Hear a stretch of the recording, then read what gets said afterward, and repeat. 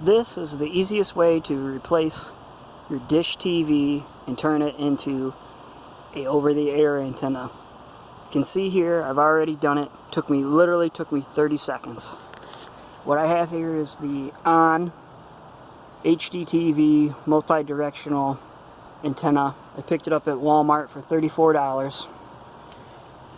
And literally it is not even a screw in.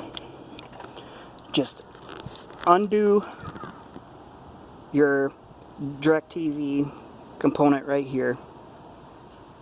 This thing right here flips up and it loosens this up a little bit. You then can just pull that out, unscrew it, take the cord, screw it into the bottom of the ON antenna, push the ON, is perfectly fit. Goes right in there, push this down, clamps it right down, it's not going anywhere. And you're done. You're up and running. Have fun.